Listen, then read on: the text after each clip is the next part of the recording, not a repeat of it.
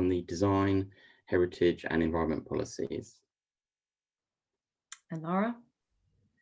Hi, I'm Laura Goldstein. I'm also in the London Plan team, and I work with Elliot on design and heritage policy areas. And Rhianne? Hi everyone, I'm Rhianne Williams. I'm also in the London Plan team working with Elliot, mainly on policies to do with energy and green infrastructure. All right, thank you very much. So let's get going. I'm going to attempt to share my screen. If everybody on the call could bear with me, because this is my first go at the tech.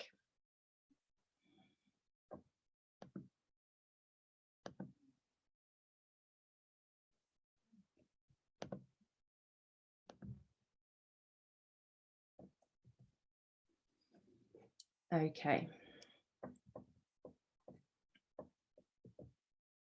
All right, just to give you a brief rundown of the agenda today, we're going to do an introduction to the guidance, followed by a bit of a discussion on Module A, or an overview of Module A. There'll be a demonstration of SketchUp, which is the capacity tool accompanying Module A, and some questions. And then we're going to move on to a very brief overview of Module B, and there'll be a question and answer session on that.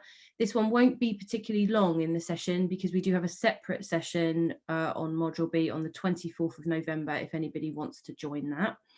We will then have some discussion on Module C and D, which is the housing design standards element, and the library, and we will cover next steps of the presentation. So just some housekeeping. We are going to have a question and answer function, and we, as I say, really want to hear from you.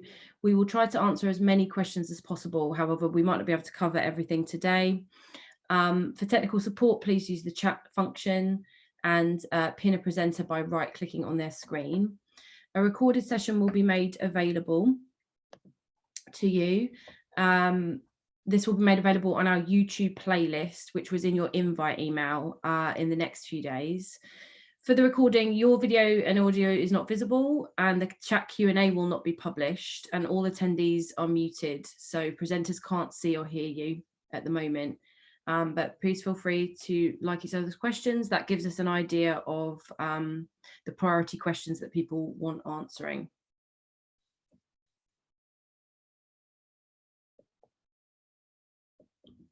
So just a little bit of background to this guidance. I'd imagine many of you are familiar with it because it has been being developed for a while. Over 2018 and 19, we developed the guidance with our Regen colleagues and May architects. We convened a sounding board comprised of the Mayor's design advocates, housing developers and borough reps to help steer the development at key stages. In August 2018, there was a workshop facilitated by May Architects and the Stephen Lawrence Charitable Trust to engage young Londoners on the key quality of life indicators and priorities for housing design from their perspective. In October 2018, many of you, I'm sure, attended a UDL workshop with London Boroughs on this design guidance and the approach to design-led site optimization. In March 2020 of this year, just prior to lockdown, we published the pre-consultation draft at the Designing a City for All Londoners Good Growth by Design event. And that was launched by Deputy Mayor Jules Pipe and was followed by a question and answer session to an audience of built environment professionals. The expected mayoral elections didn't happen, and we were going to consult after those, but due to the COVID-19 pandemic, there's been a considerable delay, and here we are today. The formal consultation opened on the 13th of October and runs until the 15th of January, so there'll be an opportunity to comment into the new year. Please use, we'll cover this at the end, but please use the online consultation portal to do so. Although if you do have any specific questions, there is the Good Quality for All Londoners email address that you've been emailing to book onto this event, or for those of you that have my email address, please do contact me directly. We have a number of online consultation events organised over the period from October to January. Again, these are detailed on the consultation webpage, and they are separated out into industry professionals, boroughs and the public to gain as much feedback as possible. although there is nothing stopping any other officers who can't make the session today going on to one of the public sessions.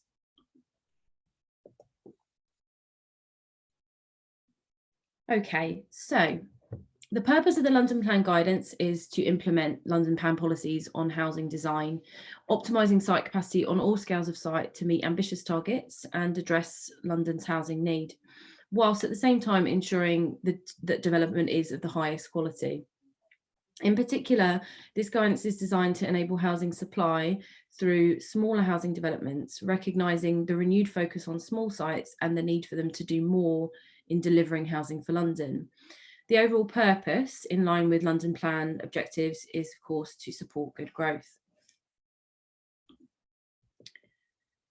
So more specifically, it provides guidance on design policies D1 to D7 and housing policies H1 and H2 largely.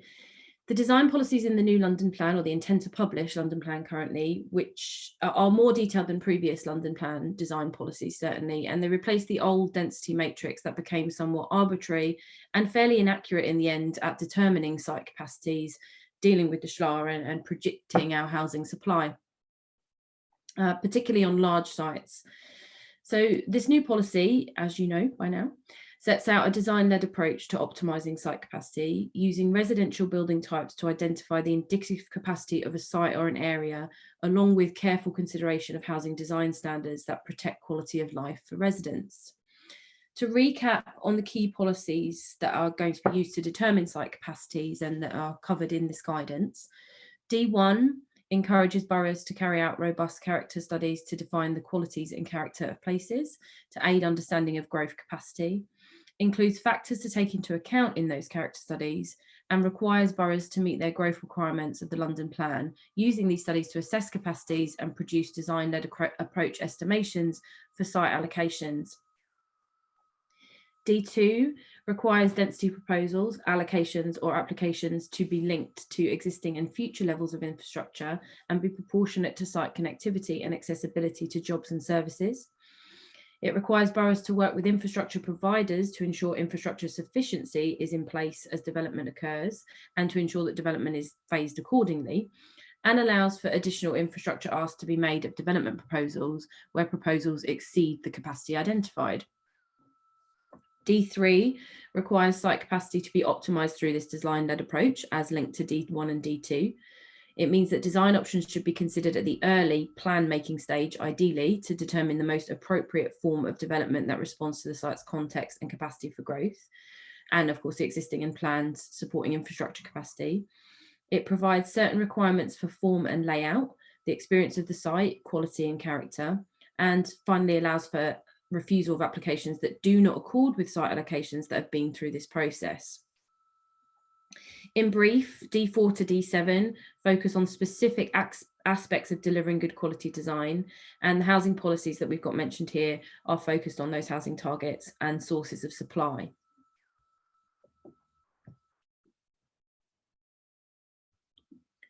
So the guidance is made up of a mayor's forward, should I say, and 4 modules that work together to support the implementation of policies. Module A, the one that we're mostly covering today, is to clarify how a site's suitability and capacity for development should be assessed at that plan making stage, providing guidance and tools for carrying out the design-led method to standardise this process across London. Module B provides guidance on assessing the quality of small site development and preparing design codes to increase housing supply from small sites, offering design code examples, quite simple ones, to aid the boroughs. This is again to help focus the delivery on small sites and meet those new London Plan aspirations. Module C provides a very comprehensive set of technical standards and qualitative guidance for use when designing or assessing new housing developments, and updates the old interim housing design guide of 2010. And Module D is the library of best practice case studies that we've put together, which demonstrates how the different aspects of the guidance can be delivered right through from that design plan making stage and taking into account the housing quality standards.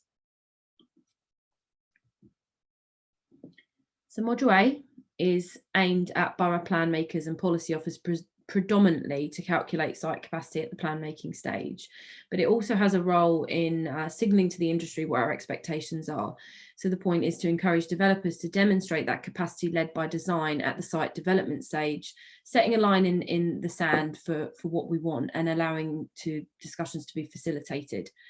As I've mentioned before, this seeks to standardise the determination of appropriate capacities on allocated site and actually indeed non-allocated sites across London.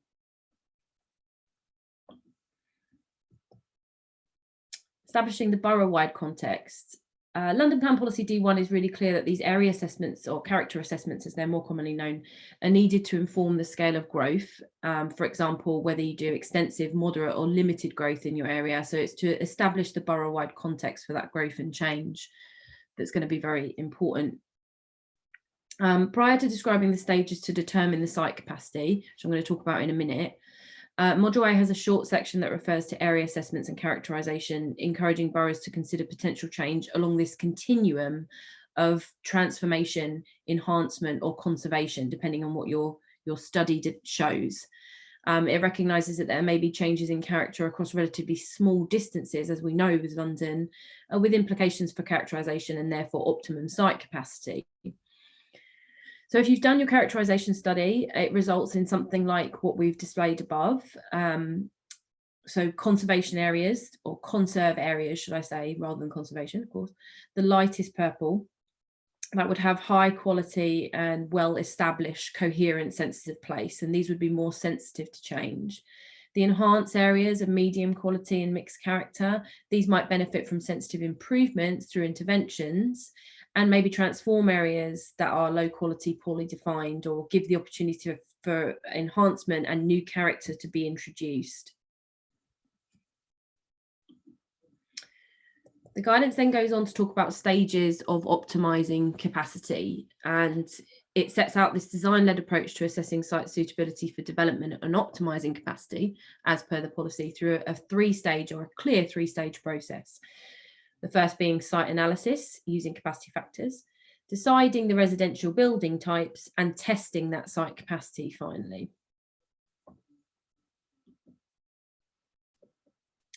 So let's talk about stage one, the site analysis using capacity factors.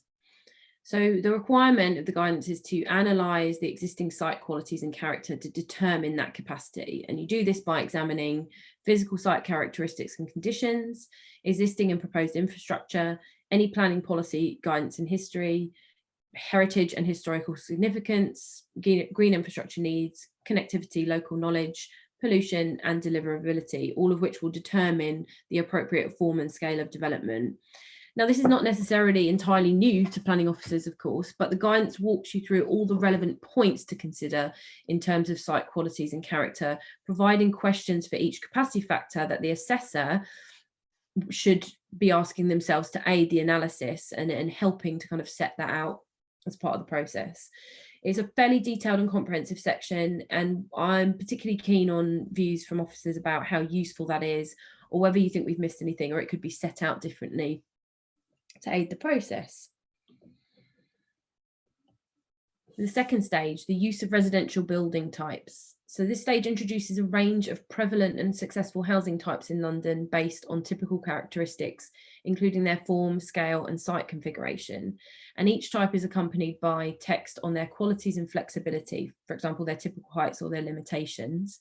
Just to discuss a limitation, let's say for a terrace, the limitation might be that it's lower density than a linear block, or unable to provide a lift to meet accessibility standards, but it has other flexibilities and benefits, and certainly might be more appropriate to certain contexts.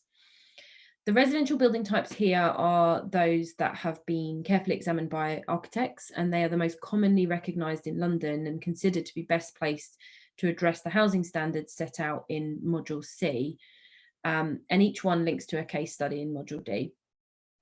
And the guide distinguishes between types that should be promoted to unlock constrained small sites and those to optimise capacity on large sites, as you can see here.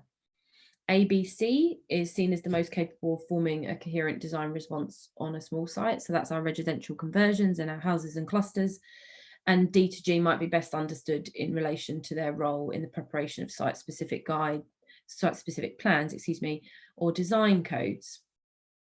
As I mentioned before, this is a type-based method that replaces the density matrix for evaluating that optimum site capacity, and is predicated on the idea that London's urban landscape consists of these familiar and repeatable types brought together to work in coherent urban arrangements. The types have evolved historically because they've delivered new housing and improvements in the quality of life of the existing context of London. Again, we'd like any feedback on these types and whether or not you think that there's anything we've missed. As part of that same stage 2, looking at your housing types, the guidance explains how to choose those that are most appropriate for the site, how they can be arranged and combined in different urban arrangements for different purposes. For example, a combination of residential types such as terraces, linear blocks, villa blocks and towers may be best suited to optimise that capacity on larger sites, and will be particularly key to the characterisation studies that you've found. The guidance uses case studies to show how the residential types have been also combined into actual developments, and it also provides a section on layout of mixed use sites.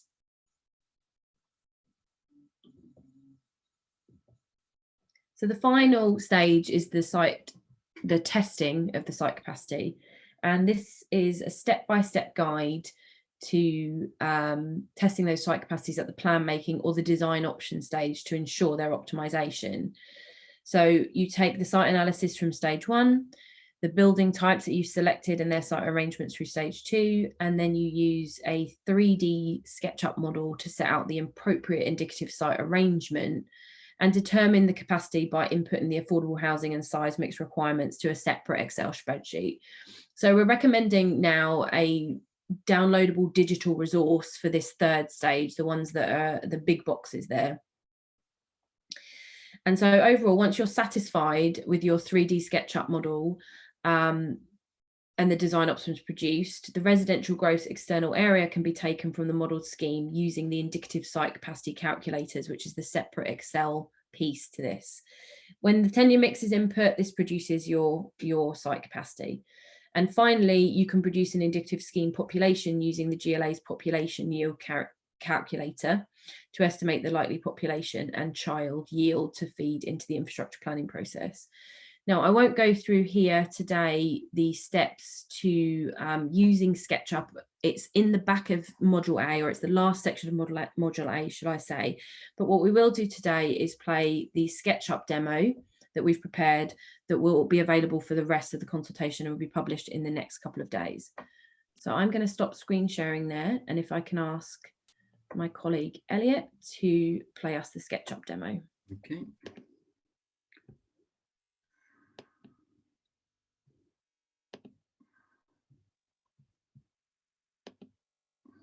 This tutorial will show you how to use the indicative site capacity calculator. The purpose of this video is mainly to focus on how to use the SketchUp modelling tool. For more detailed guidance, please refer to the Good Quality Homes for All Londoners guidance. There are a couple of things to check before you start using the site capacity calculator. First, you'll need to make sure that your model's background is set to the correct unit. To check this, click on Window, Model Info, and make sure you've selected meters. Then load the housing type components by clicking on the Components tray, Details, and select the folder with the toolkit. You should see the components appear here. Next, import your site plan into SketchUp. Make sure it's the correct scale. Before you begin modelling, make sure you have a good understanding of your site.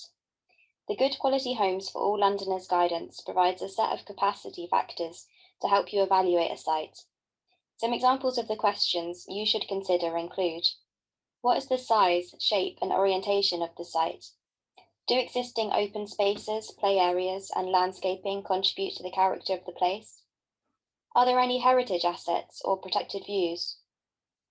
Is the site close to local services and amenities? How do vehicles, cyclists, and pedestrians access the site? Let's begin modelling. Once you've imported your site plan, draw up the proposed roads and connections. This should improve connections for people walking and cycling and make sure that vehicle access is safe and practical. In this model, we've created a road that connects on either side of the site and introduced a new pedestrianised route through the middle of the site. Next, add any existing or proposed open spaces. Green spaces should be considered early in the design process. If there are any non-residential uses, these should be located on the site. Now, select the residential types that are appropriate for the site. This should consider the scale and character of the area. An area assessment would help to identify if the site is located within a transform, enhance, or conserve area.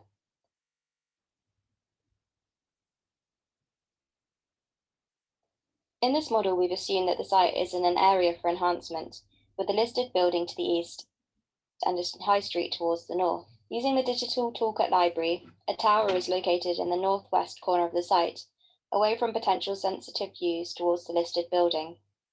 You'll notice that each block type has a footprint and shaded area to at least 2 sides. The shaded area is the approximate distance you'll need to offset the building to ensure that enough daylight reaches the lower levels.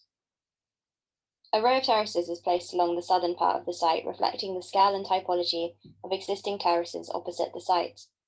The proposed terraces form a new pedestrianised street through the site, with a courtyard block towards the north. Modelling the site allows you to test the appropriateness of several layouts and residential types before selecting the best option. This is an example of how the site might be modelled if the area is for enhancements. Here are some other examples if the site was in a conserve area, which assumes the site is in a conservation area with various sensitive local views and listed buildings. This version shows how the site might be modelled in a transform area, where the site is next to a future public transport hub and close to lots of amenities.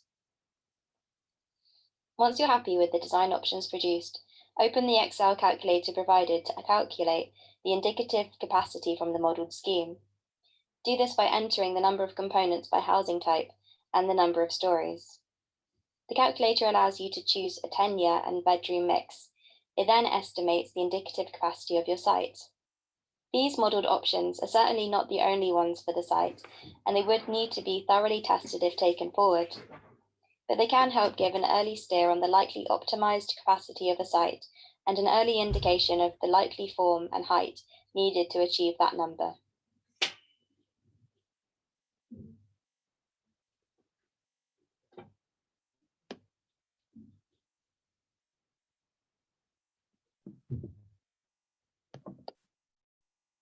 Thank you very much for that, Elliot.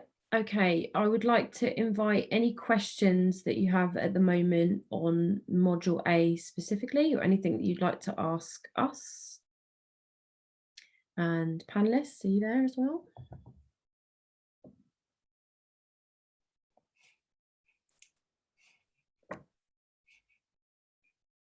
Do you just want to wait for a minute to see if anything comes through, Michaela? I might start us off with a question, if that's okay. So one question that we have is how this guidance fits with the government's planning reforms set out in the white paper proposals. Yep, thank you for that. We have been asked this question a few times by various people. I think that it's important to remember at the moment that the government's proposals are just proposals, and we're quite a long way off from understanding or knowing what the final result of any planning reform will be. But in any case, although the guidance is based on us operating under the current system, the things that are highlighted would still work if what the white paper is proposing is implemented. And what we do know at the moment is that the government are clearly more focused on design than perhaps ever before with the work that they've already done. And I've already introduced this national design guide and are clear about there being a role for design codes across any new system, and are looking at producing a model design code nationally themselves, all of which dovetails pretty well with our guidance and would allow us to continue to maintain our own specific unique circumstances for London. If you want to get into the detail as well, I think looking at the white paper proposals, the idea of this kind of growth, renew, protect broadly aligns with our view of the categorizations that we're talking about in the character study and for the site capacity. So, you know, whether you conserve or you transform or you enhance. So I think that's probably a good sign generally. We've got some questions coming through, I think. Yes, we do. Should I move on to the next question? Yeah, if you Okay, great. So another question that we have is, can we use the free version of SketchUp online? Are there any limitations if not using the pro version of the software? So yeah, go for it, Elliot. So we were hoping that we picked SketchUp thinking that we could use the free version, but when we imported the models, although they're very simple 3D models, I don't think it works very well with the free version. We decided to still go ahead using SketchUp because this is essentially the cheapest 3D modelings of AutoCAD system available. And for Borough, we anticipated the cost is not particularly high. It's like a couple of £100, I think, license. Obviously, boroughs might already have different, their design teams may already have other computer programs that can run it. The models that we've put in there are quite simple and they can be used in multiple different programs. But basically, the SketchUp model is the sort of the cheapest out there. So that's why we've gone with it for the moment. Okay. So another question about the model as well. Does the model allow to factor in a mix of uses other than residential? Yes, so it's you can add, basically assuming that these are ground floor usage or multiple uses, multiple floors are non-residential. So in the guidance it explains how you then input that into the Excel spreadsheet. Okay, great, thank you. So another question about SketchUp. For the SketchUp sessions, is the aim to provide some training and is prior user experience required for this? Okay, so the aim is for not to provide training specifically on SketchUp because we think it's something that needs to be played around with. It's a very simple software, so we would like for people to engage with the guidance and the walkthrough, particularly that we've got in the back of module A for how to use it, because it's all there. I am not particularly designy and techie myself, and I've managed to do it, but that's what we want you to do. We want you to engage with it.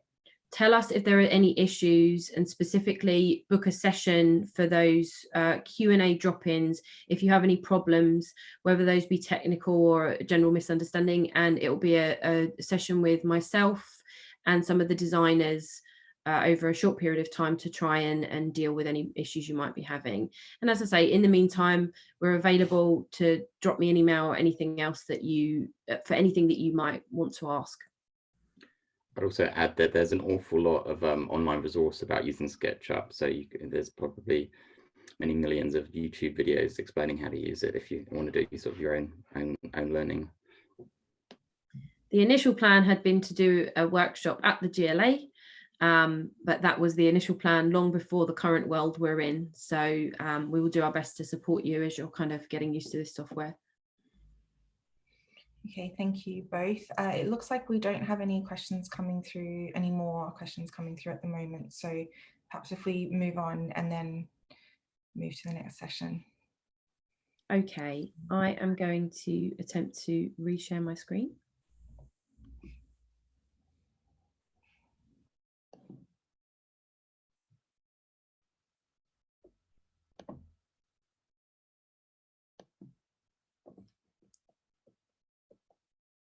All right, so as I mentioned, we're just going to do a very brief run through of Module B because that will be the subject of another event. But if you have any specific questions about this, please feel free to ask in the Q&A at the end of this section. So Module B, Small Housing Developments, Assessing Quality and Preparing Design Codes, explores typical conditions across London which might be suitable for small site development. It contains 2 template design codes for boroughs to support incremental intensification of residential areas. And the design codes link directly to Module C's design standards to ensure this quality that is the golden thread running through everything. And the case studies of successful small sites development are included in Module D and can be referenced when writing codes as best practice examples.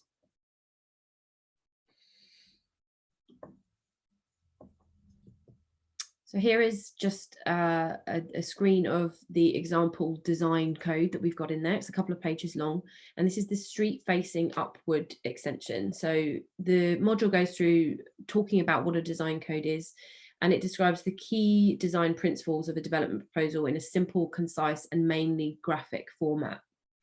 And it defines the principal features that make up the overall design integrity of the scheme, i.e. layout, massing, height. But it can also cover anything that the borough specifically wants. So it gives you quite a lot of control. And it gives you the ability to really set your parameters for what you want at the local level, which is something that, of course, members will like. So you could also, in theory, cover boundary treatments, architectural treatments for conservation areas, private open space, gardens, green space mitigation, SUDs, refuge and recycling, cycle parking, car access, inclusive design, and any specific heritage considerations that you might have. So this is also in our design code example, and each design code is preceded by the example analysis of something that's will be that's set out here, describing the characteristics of a selected scenario that will inform the design, and an illustration of how those key design principles within the scenario may be applied. So again, this is the street facing upward extension one. And it's looking at the characterization, how the streets are characterized by consistent frontage, their orientation, their widths, access, etc. Now this screen might be slightly blurred, so my apologies, hopefully you can see it. The key parameters for the development then correspond to, well, they test the performance against the quality measures with Module C. So at the end of each design code, you're looking at how well that design code dovetails or responds to your quality standards. And not all sections of Module C will be relevant to the form of development and the location covered by any particular design code. But the idea is that you select what you need or what you think is relevant and you test against that. And that also helps as part of your evidence, of course, for producing that design code. So very briefly, if anybody has any questions on Module B, bearing in mind that there is a separate session on this that you're able to join, please let me know. So are my panelists there? Yes. I'll kick us off with a question. So one question we have is, what kind of places do you see area design codes being used? I'll have a go at this one. We're imagining or intending that they're used in sort of areas of consistent character, consistent form. So maybe large areas of two-story terraces where an extra story may be particularly useful or be appropriate, and you could use a design code to sort of promote that in a consistent way. Or maybe it's situations where you have a lot of sort of end of roads where you're going to have a sort of a site. But there's an example in the guidance where you'd like to get, basically you can add an extra house to the end of a road. You might find that you've got a number of different blocks in your borough that can that have these characteristics, and so just doing a code for that would help bring them forward in a consistent way. Thank you, Elliot. And I have another question come through. Is there a role for design codes now the new PDRs allow new housing through extending existing buildings? Yes, I think so. So although people can build without build the extra stories now without needing sort of planning permission, there is still a prior approval process that covers design, and so boroughs could use design codes to help inform that prior approval process and actually be a way to make clear what design is acceptable and what isn't, and make it easier for them to almost stop development that they think is inappropriate and out of character. Okay, great. Thank you. I can't see that we have any other questions coming through. So if you want to move on, Michaela. Sorry, you're just on mute, Michaela. that was inevitably going to happen. So at least it's done now. Oh, so the next part is Kyla, I've just been told there's one question in the chat that I didn't notice. So, oh, it looks like it's more of a comment. Sorry, it may be helpful to work together with local authorities to show how the model is applied to real life cases to help provide examples for others. Yep. I mean, all I can say to that at the moment is yes. And if there's any particular discussions that any local authorities want to have with us at the moment, please do so. Unless Elliot has anything to add. No. Okay, sorry. All right. Thank you very much. So the next section is going to be on module C and followed by D. And this is the end of me talking. So Lara, would you be able to share the next part of the presentation? Yes, sure. Hold on.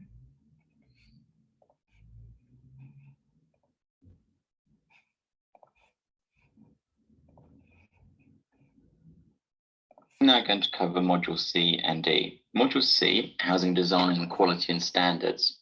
This module presents a set of housing design standards for use when designing or assessing new housing.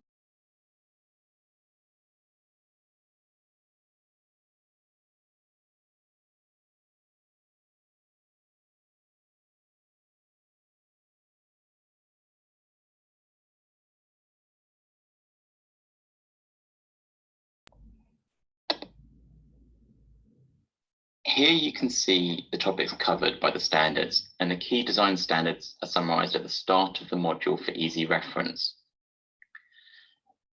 The housing types illustrated in the capacity toolkit in Module A that Michaela described have been selected due to their ability to deliver an environment that promotes a good quality of life and to effectively meet the standards set out in this module, Module C.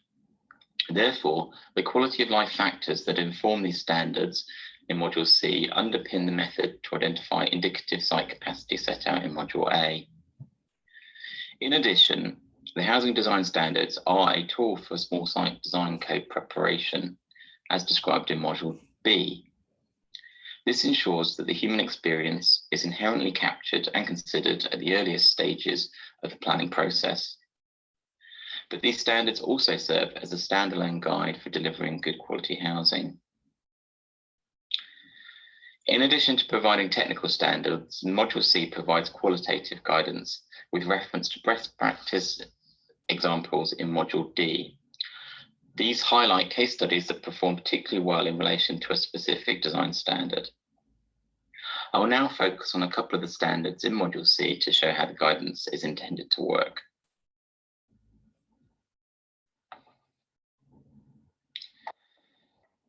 Design standards consist of qualitative descriptions and technical standards in order to set a benchmark for the highest quality housing developments. For example, the spatial quality standard shown here covers ceiling heights. The technical standard for C4.3.2 is a requirement for a minimum floor-to-ceiling height of 2.5 meters.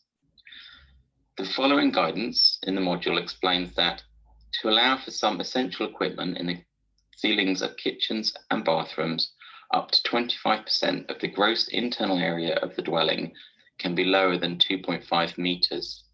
However, any reduction in ceiling heights below 2.5 meters should be the minimum necessary for this equipment and should not cause an obstruction. The guidance encourages higher ceiling heights, particularly for ground floor dwellings, and ceiling heights of 2.6 meters in all habitable rooms is desirable. The guidance explains that additional height can help improve daylight and sunlight penetration into the home, where the site is constrained and compromised light levels.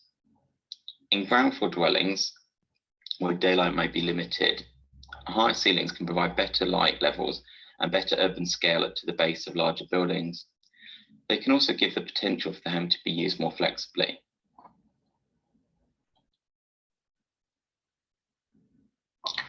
Under the standard for accessing and servicing, C3.1.2 requires that no more than 8 dwellings are accessed from a single core per floor. The guidance explains that within residential blocks, the number of dwellings served by a single core needs careful consideration, as it affects both security and people's sense of community and ownership. Both the number of people and the number of dwellings sharing each access core will affect how intensively the space will be used. The guidance states that 25 dwellings per core is generally considered to be the maximum. However, a core with 25 one-bedroom flats, which could be occupied by up to 50 adults, will be less of a concern than a core with 15 three-bedroom flats, with a potential maximum capacity of 75 people, many of whom will be children. In terms of the number of homes per floor, groups of 2 to 8 dwellings are usually desirable. Because these smaller groups, residents tend to enjoy a greater sense of privacy, security and ownership, and may be more likely to take an active interest in the upkeep of shared space. External circulation space shared by a limited number of people can also become a place where residents can connect and socialise with neighbours.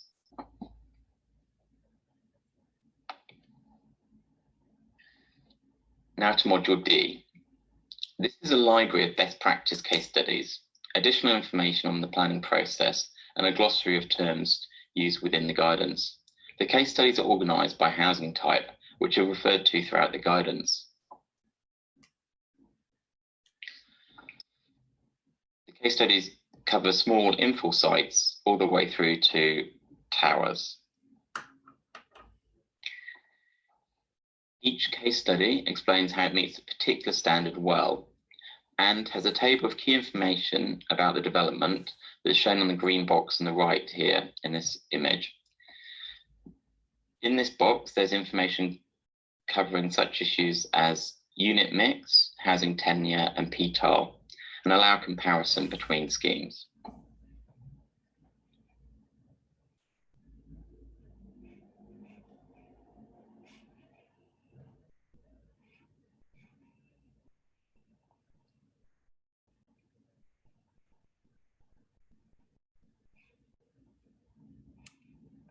So on for time for questions.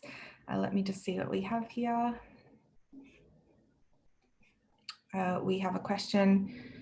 How can we factor in viability considerations to the model? What weight should be given to the modeled scenarios at the decision-making process? So having understanding of your context is really key to sort of the viability impact. So, you know, in terms of what scale of building you can build, what are the you know the site requirements? Is there a lot of remediation that needs doing before you can build? So all the factors that make the input into viability are linked to the context. So really that it explains it in the guidance. It talks you through, and so by having that understanding of the context, you're then the building that you sort of design and lay out on site should inherently be a viable option for that particular site. So they're sort of intrinsically linked. I don't know whether Michaela's got any sort of further comments on that.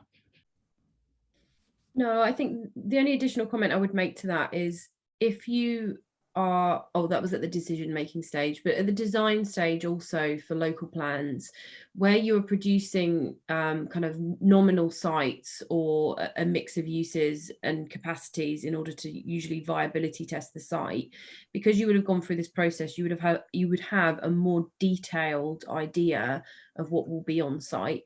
You'll have a better capacity assessment than you would have otherwise, and so therefore a better notional site to test, and that will have implications for what you know at the plan level stage is actually viable on that site, which will give you also a bit more scope when it comes to the decision taking. But of course we would continue to viability test that process in any case. Okay, great, thank you both. I have one other question for you. How do these design standards relate to small sites development? So I'll answer this one. So all the standards in Module C apply to all housing developments, and so would apply to small sites. But the purpose of Module B is to kind of pick out and highlight the key ones that are really going to be key for small sites, because of the nature of small sites. They tend to be quite constrained sites, and so particular issues such as daylight, sunlight, overlooking, privacy are much more key than they would be maybe on a much larger site. So it's they are important, and then but the interaction of the two modules is quite helpful for sort of drilling down to what you need to focus on. Great, thank you, Elliot. It doesn't appear that we have any new other questions coming through from what I can see.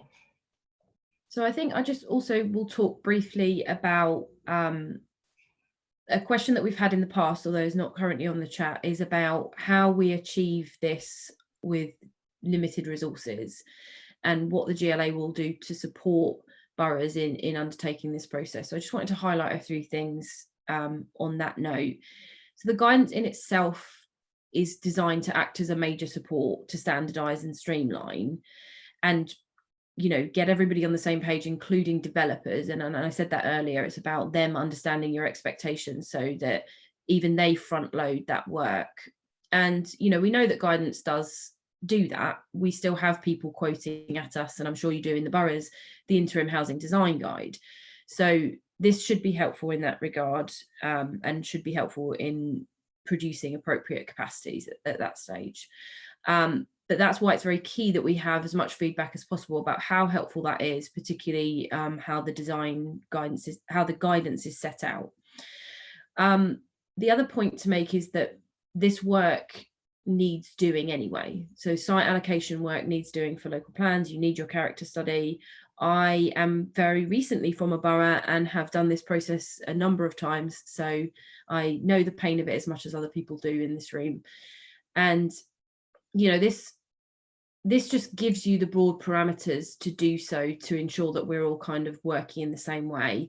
And then SketchUp, being a very simple tool, the recommended tool, but of course not the only one, is that the part that will help fill in the designing element to give you a tool to kind of finish that job.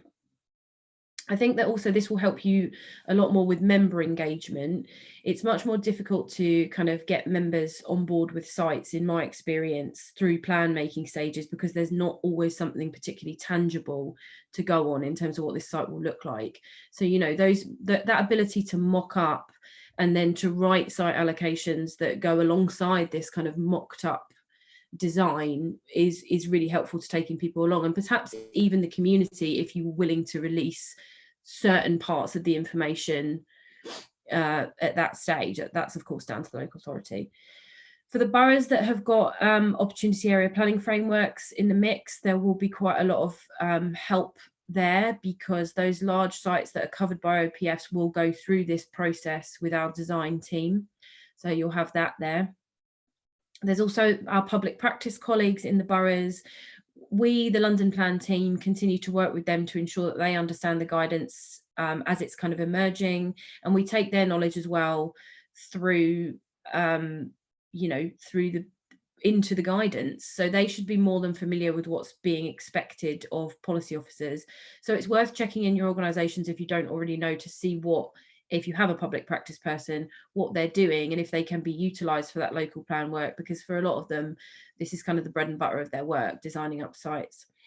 Another point is that we are working with our housing and land colleagues, and we're attempting to more carefully embed into the work the principles of this design guidance. So if you've got sites in the borough that are GLA led and or have a lot of GLA involvement, even, they'll be aware of the expectations that we have in this guidance, and it will be more filtered into their work streams. There's also UDL. We'll continue to run UDL events. If there are specific things that are coming up that people are struggling with, then we'd be happy to take feedback on that, and I'm sure UDL would as well, for any future training. And I think a final point to note is this is a very early thing to say, but I'm going to tell you anyway that we are looking at working on a much better system for the SHLA that is more rolling. And that isn't much of a surprise, because this was a London Plan inspector's recommendation. Now, what that would mean, or what I envision for that, is something that is more linked to the LDD to save continual inputting of sites on a monthly basis more than once, and also to save you having to input things like the LDD permissions into any land supply data that you might be holding separately on Excel.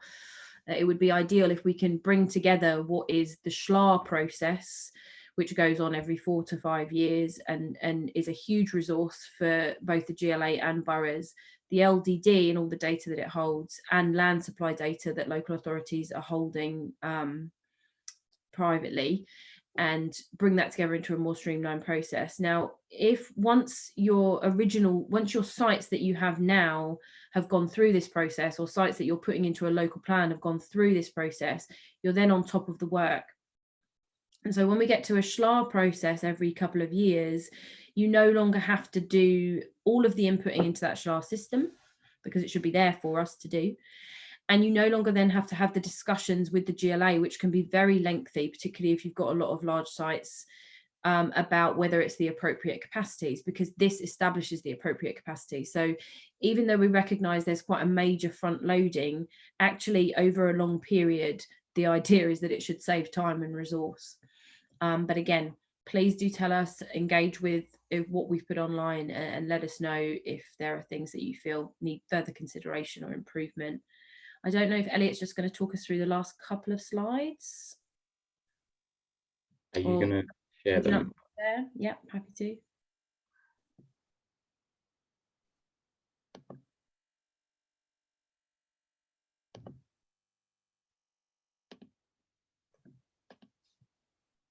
Bear with me, just slight technical problems.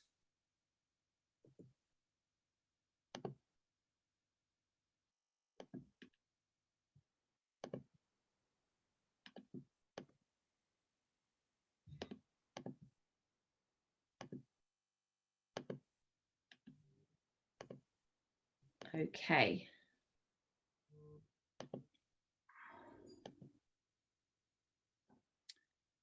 Yeah, that's great. Thank you, Michaela. Yes, so just a couple of slides just to sort of remind you that the consultation started on the 13th of this month, of last month now, and you've got quite a few weeks still to sort of give your comments back, and I guess the 15th of January. And obviously we're doing a lot of outreach and through that period, and this is one of those workshops. You'll be aware that there's other ones that you can sign up to. So that's particularly for the boroughs, that's going to be module B, and also looking at these SketchUp workshops, which Michaela was talking about before. And you can find all this information on the Consult website. That's the addresses at the bottom of this screen, and I think it will be in an email that you've received when signing up to this event. We're also really keen that you go to that website, and there's basically a function where you can answer our survey questions, and it takes you through the different modules and asks particular questions about it. But in general, we're asking for your views on whether it's actually clear and easy to use.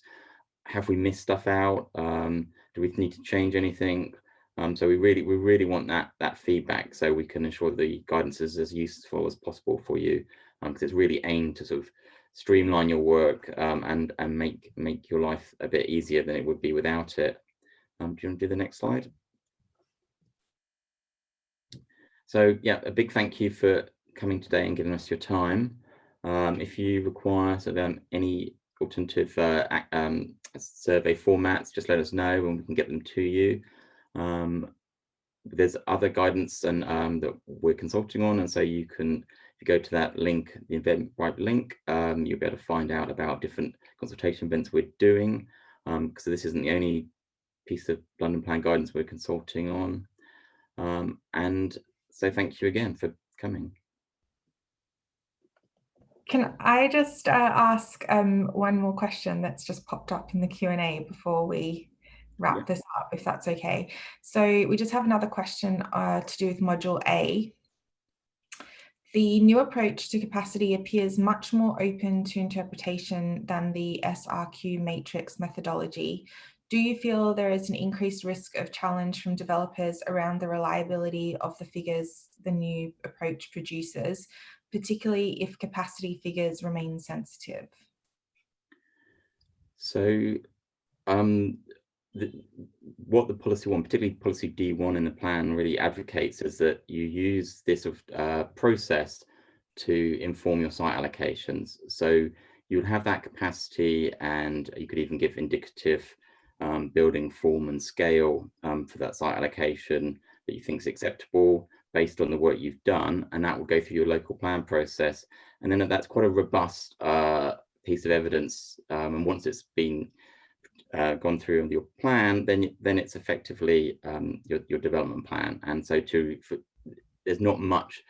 I think that you'd have a very strong case for refusing developments are significantly above or below that capacity that you've set out. And probably you have a stronger leg to stand on than you would with the matrix. As we know, it was very broad brushed, and the vast majority of development was above the matrix number. So although it may have seemed to give you a nice easy number that you could defend, it actually clearly wasn't the accurate number for that site capacity across London, on most sites in London, and so probably it wasn't very much use to you as a starting point. I don't know whether Michaela's got anything to add to that. No, I think you've covered it, Elliot. I think the thing was the SRQ index, in its arbitrary way, that didn't really respond to character and context. I mean, there was some slight response to context, was not producing figures that were in any way the reality of what was coming out of the ground.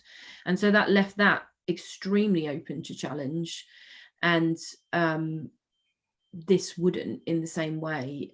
From my experience in the borough, I recall up to last year, I think it was 90% of development was coming forward in excess of the SRQ index, which is considerable. And in addition to that, the SRQ index that of course was helping to inform housing supply data, it would be plausible to see differences of up to 3,000 units actually coming out of the ground when the SRQ index was saying, you know, something was 1,000 units and it would be a 3,000 unit development. So it was particularly bad from my view on small sites, and it was particularly open to challenge.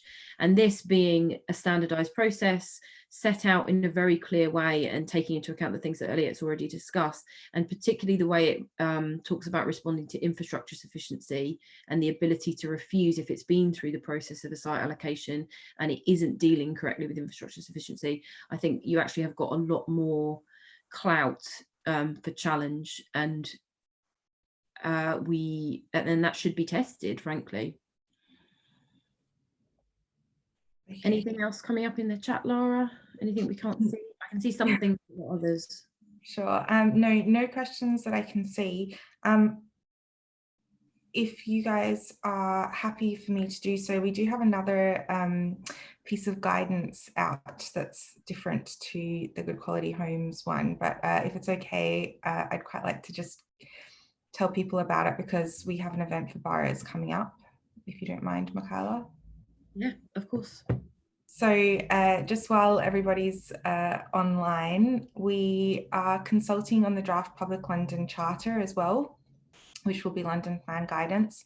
And we have an event coming up on the 18th of November for Boroughs. And we would love to have you come along, or for you to spread the word to your relevant colleagues to come along. You can find more information on our website. We have a similar consultation platform that you can get to from, I think, the homepage of one of the links that would have been shared for you to access the Good Quality Homes piece of guidance consultation page. So yeah, do have a look and see if you'd like to come along. Thank you. Thanks, Laura. Okay, well, if that's everything from everyone from today, again, I thank you very much for coming. We are very much in listening mode at the moment on this guidance, and I'm keen to hear everything you guys have to say. So please engage with the surveys in the first instance. That makes it much easier for us to collate and analyse responses. But again, you can get in touch with us at the Good Quality Homes for All Londoners email address, or with me directly. Thanks again, everybody, and have nice afternoons. Yeah, thank you. Thank you.